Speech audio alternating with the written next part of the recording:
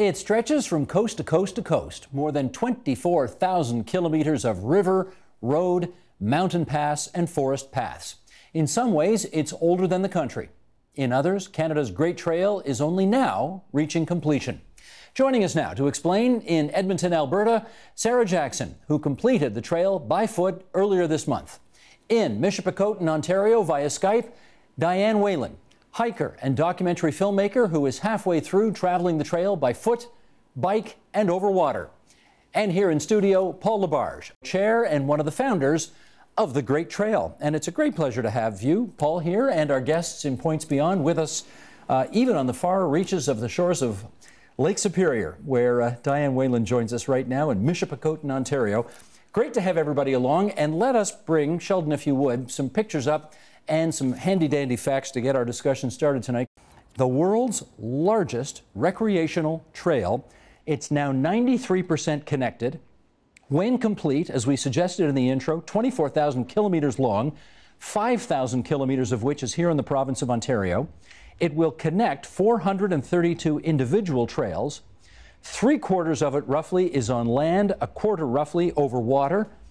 Some more fun facts for you. The idea came in 1992, so we're going back a quarter century during Canada's 125th anniversary celebrations. It will bring together more than 15,000 communities, travel through or near all provincial and territorial capitals, and touch 3 oceans, the Pacific, the Atlantic, and the Arctic. And on the route, you can hike, bike, paddle, horseback, cross-country ski, or snowmobile. And it will be within half an hour of 80% of all Canadians. Okay, let's get into the background here. Paul, how did this whole idea come about in the first place? Well, the trail was actually a legacy project for Canada 125. And it was September of 1992. And the organization had asked 2 people to come up with a legacy idea. The organization being? Canada 125. Okay. And so what happened was Bill Pratt and Pierre Camus. Bill had been the manager of operations for Canada 125, and previously he'd been the manager for the Olympics in Calgary. I remember him. That's right.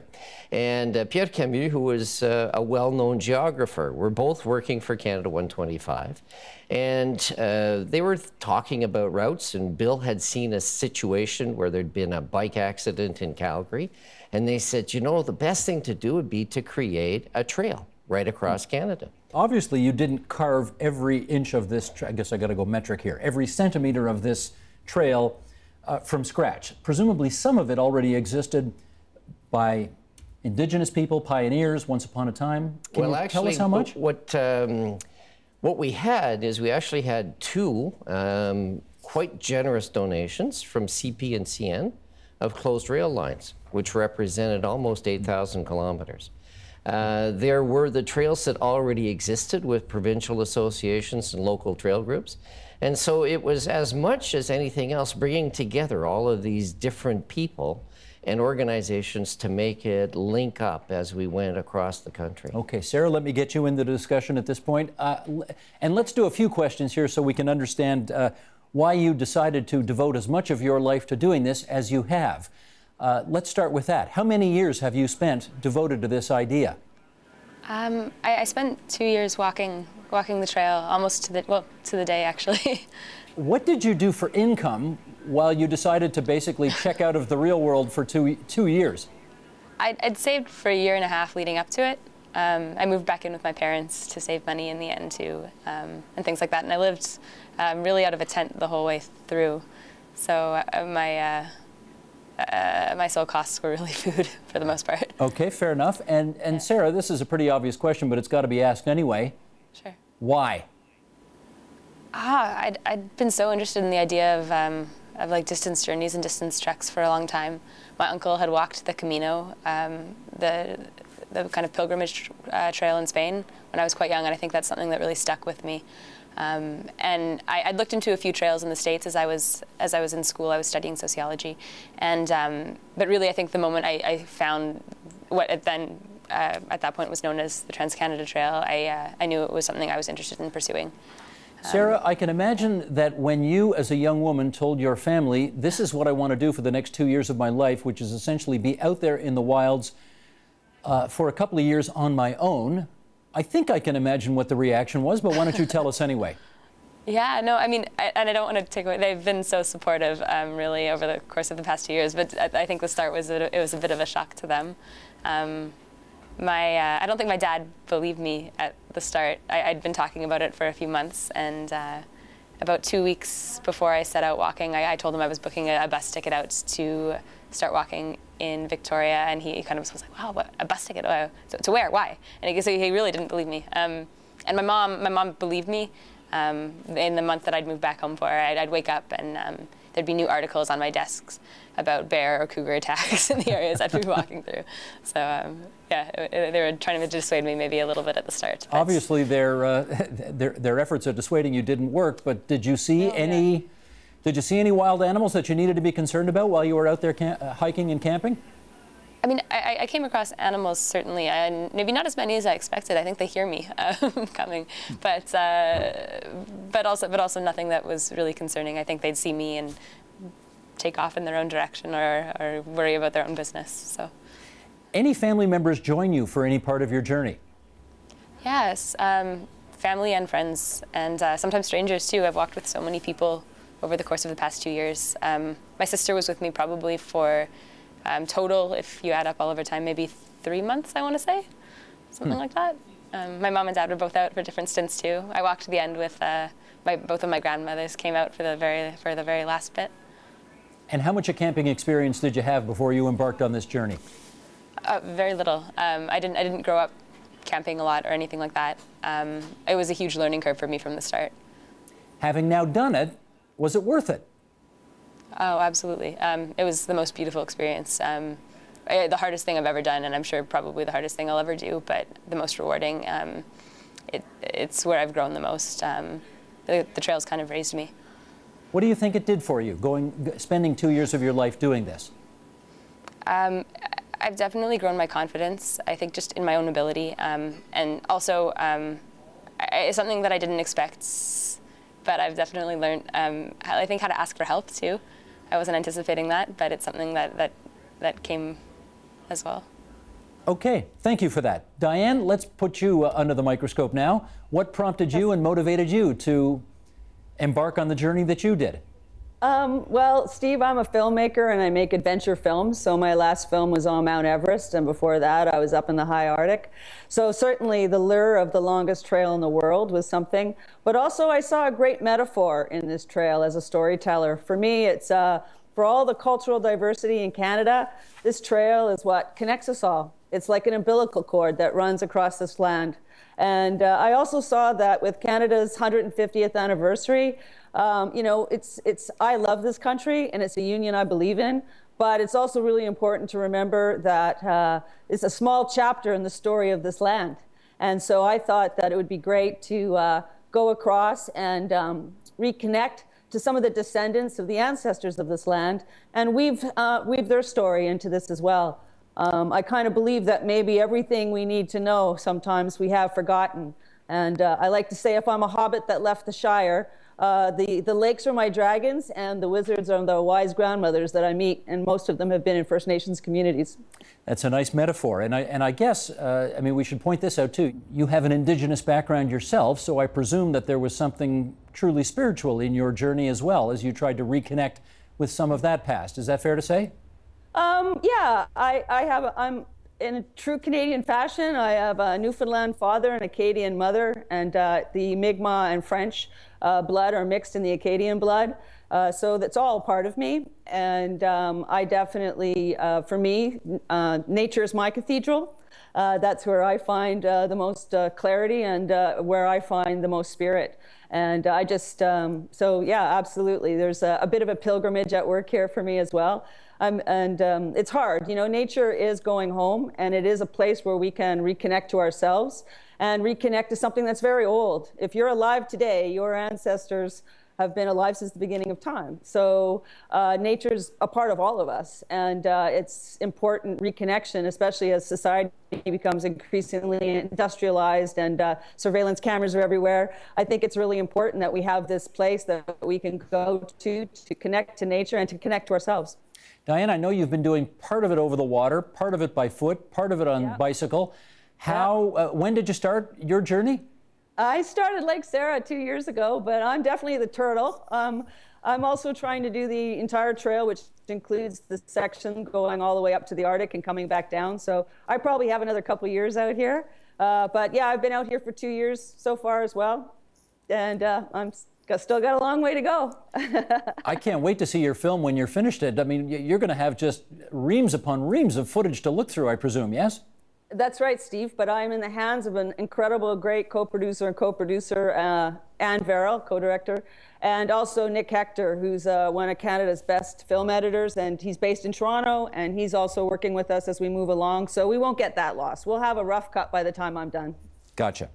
Well, there is, speaking of rough cuts, there's a wonderful promo for this trail. It's only 30 seconds long, and why don't we share that with our viewers right now, and we can give people a sense of what the three of you know all too well, this great trail. Go ahead, Sheldon, roll it.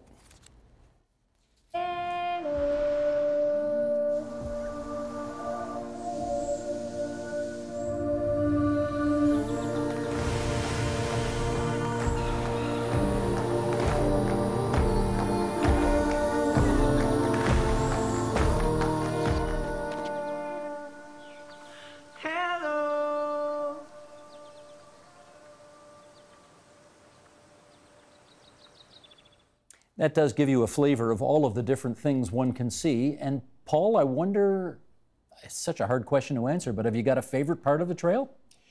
I was speaking with one of your producers before the show, and I said that's as bad a question as saying, what's your favorite song? Or which kid do you love the most? Because I would say it depends what mood you're in. It depends what you need. I think I almost come up with the answer that says that my favorite part of the trail is the one that I'm on when you ask me the question. That's a nice answer. Yeah. Look, we're going to show some pictures here because you have all seen some pretty spectacular things. And Sarah, I wonder if we can get you to start by telling us, Sheldon, you want to bring this image up? This is a tent and a sky unlike anything you'll ever see. Tell us about this, Sarah. What are we looking at? Oh, that photo was taken in Ontario. I woke up early. I knew I wanted to see the sunrise on that day. I usually walk until I'm tired and set up camp, and that happened to be the place that I got tired in. Do you know where that is? Somewhere between Sault Ste. Marie, or just a little bit past Sault Ste. Marie, actually, on the trail. I was going to say, it looks very much like Northern Ontario, so that makes sense. Yeah, Northern Ontario, yeah. All right, Sheldon, let's bring the next image up as well. This is you in Canmore, Alberta. And again, just another spectacular shot. What do you love about this one? My mom's friend hiked with me for 2 months. He's in his 50s, and he took a month off of work to come walk with me, and that was incredibly special. So for me, that caused those memories a little bit. But yeah, Canmore's a beautiful place. It's a pleasure to be walking in it. And we have one more. This one's also from Alberta, but it looks very different from the previous shot. Just a big, vast field and huge open blue skies. Where's that? Yeah, that was kind of walking into some of the prairies. I was walking in the fall at that point. And again, kind of a typical scene. I'm a bit of a prairie kid, so I loved days walking under those skies. Those are some of my favorite days. How long were you hiking each day during this course of your voyage? It really varied. I walked anywhere from 20 to 60 kilometers in a day. And usually 5 kilometers an hour, so sometimes some very long days, but depending on who I was walking with, or on the weather occasionally, or on if I came across someone who wanted to share a story or something like that too. Right. Now I understand you were a vegetarian when this trip started. Are you still? I kind of realized partway through that I was trying to be so open to so many experiences as I was going across, but I was closing myself off to a lot of culture by saying no to food that was offered to me. So I made a decision maybe 6 months into my walk that if someone offered me food, I would accept it, and gladly. So I got to sample a lot of different things as I crossed the country. Gotcha. Okay, Diane, we're going to show a few of your pictures as well. I love this one off the top here with you and your hat. Back to the camera in the foreground and the beautiful hills of Charlevoix, Quebec in the background. What can you tell us about that one? Well, I'm just about finished the Traversée de Charlevoix, which was a really beautiful but tough single-track trail through the Charlevoix Mountains. And I'm enjoying a moment of just, off in the distance is Bay St. Paul, and I know I'm probably going to get my first shower in a couple of weeks. And like Sarah, look forward to some food. So yeah, it was an extremely beautiful area and one I'd never been to before. But I encourage Canadians, forget France, go to Charlevoix in Quebec. You'll get the cheese, you'll get the good wine, and you'll get the French culture.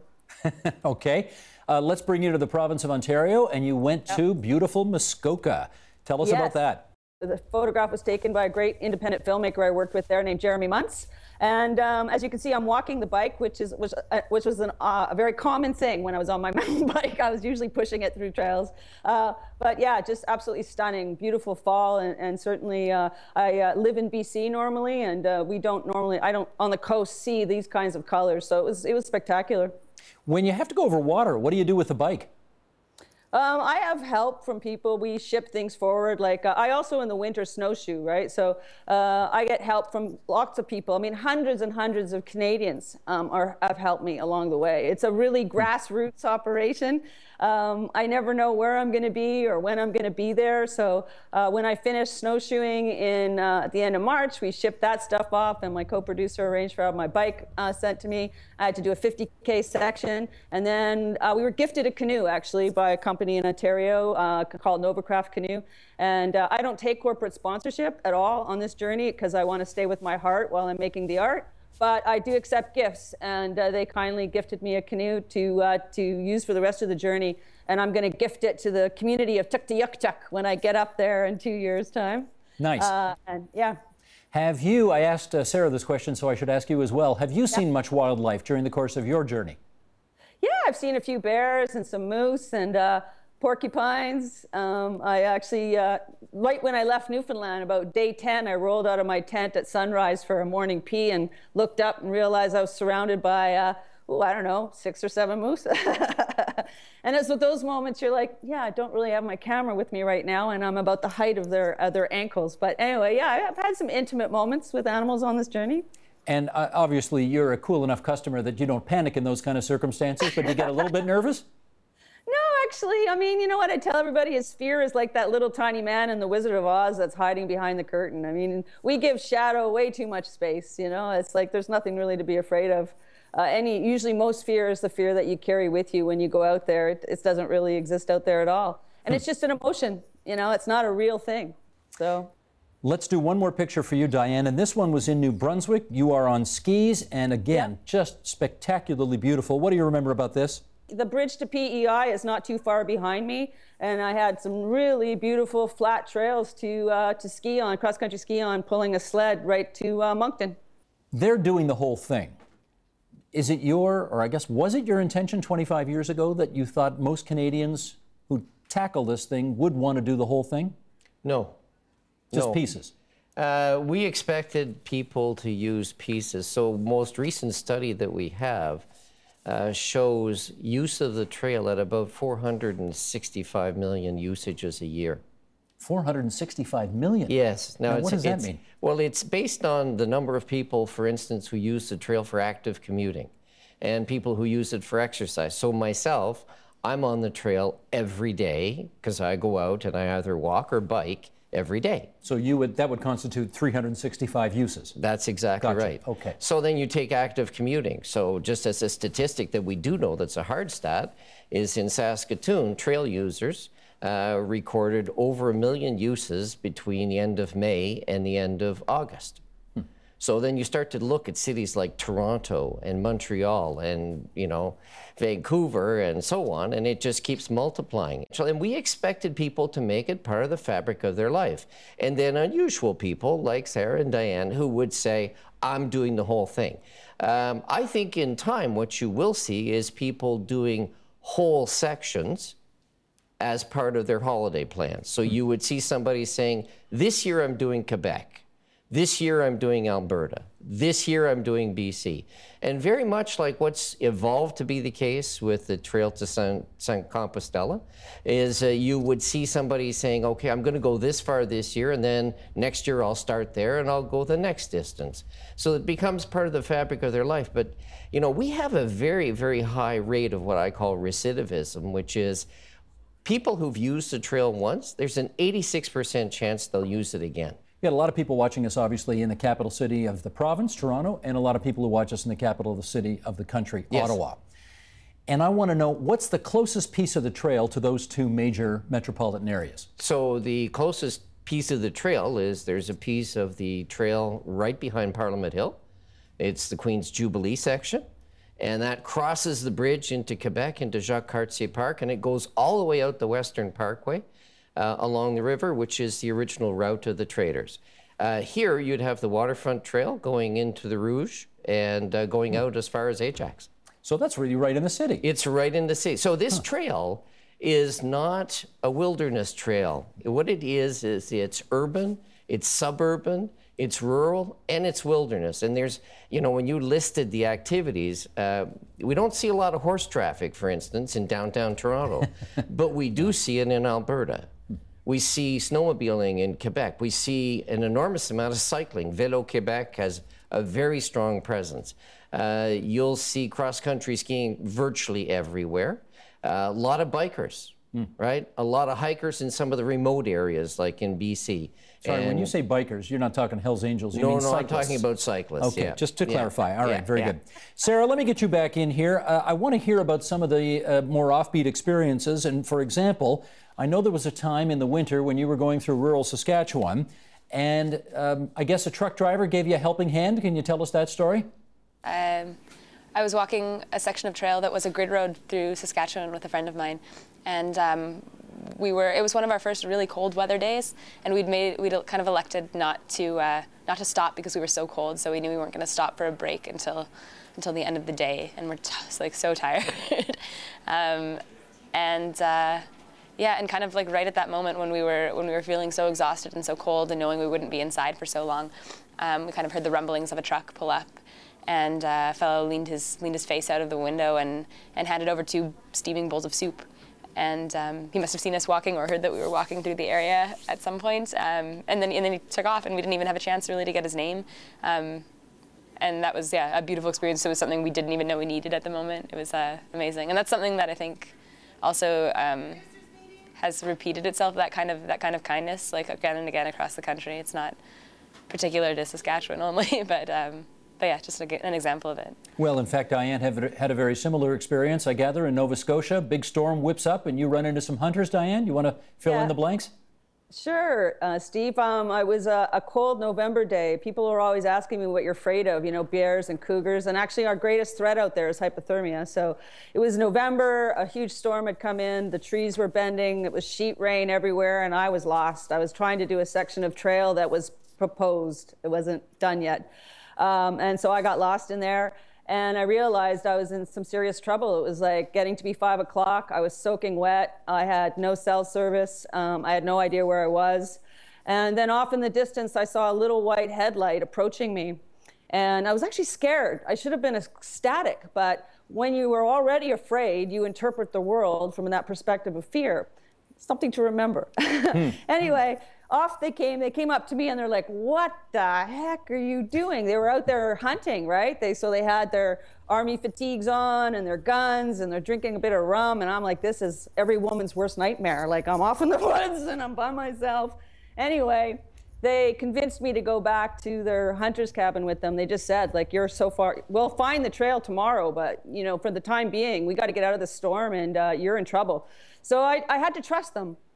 And I went back to their little hunting cabin and they made me some deer meat. And by the end of the night, I was smoking a cigar and eating some deer meat. And, and you know, they were amazing, kind gentlemen. They were fathers. They had raised daughters. They were great husbands, spoke highly of their wives and treated me with a great deal of respect. And and Sarah's right. You know, we live in a culture of kindness. This is one story that I can highlight right now, but there's just been dozens and dozens and dozens of stories like that. And, you know, when we watch the news, when we watch the media sometimes, we give shadow way too much space. I mean, people are good. People are kind. And so I say, turn off the news and get outside, meet some people, because people are kind. People are really kind, and especially in this country, this is a land full of kind people. Sarah, let me pick up on one little aspect of that answer there, and that is there are some essential basics that people might wonder, how do you do this? For example, I heard a reference to a cell phone. How do you recharge a cell phone? Or for example, when if you haven't had a shower in 2 weeks, under what circumstances do you end up getting that shower? Help us understand that angle. Yeah, I guess to touch first on the technology, I'm definitely doing I definitely did, I guess, a 21st century walk. In the summertime, I used a solar charger, and then in the wintertime would carry spare battery packs with me. And kind of like Paul said before, the trail goes through so many urban centers as well. It's not just a rural trail by any means. So I was able to recharge passing through. So that was kind of how I kept connected to family and friends, and even navigated, I guess. I used there's a Trans-Canada Trail, or the Great Trail app, and I found that really useful. How about getting a shower? Oh, sorry, getting a shower, yeah. And that came in a number of ways, everything from sometimes showering in streams in the summertime to getting invites in to shower on other occasions too. Invites from whom? From strangers, from folks I'd meet along the way who'd kind of ask me what I was doing in the middle of Saskatchewan in the middle of winter with a big bag, or anywhere in the country, really. Yeah. And you would go to a perfect stranger's home and have a shower? On occasion, yeah. Okay, and it all worked out? It did, yeah. You learn to be really malleable and comfortable, or try to be at least, I guess, in those kind of situations. Terrific. Yeah. Okay, Paul, I've got to bring up something rather difficult and negative here, and I want you to comment on this, because it was about 5 years ago that a woman by the name of Elizabeth Sovis was struck and killed by a drunk driver. She was cycling along the trail in Prince Edward Island. Her pocket guide had, I gather, put her onto a highway there, and her husband is now telling people that this trail, obviously based on his wife's experience, is in spots too dangerous to use. What's your response? So I guess there are a couple of aspects to that. The first one is that she was killed by a drunk driver on a provincial highway. It was not part of the trail, and she wasn't directed there by trail instructions. They had elected to take that route as a quick way back to the B&B that they were staying in. So, we encourage people to be, and of course, that's 5 years ago. So at this point in time, we're at 93%. At that point in time, we would have been somewhere in the 70s. As in percentage of the trail completed? That's correct. That's correct. Okay.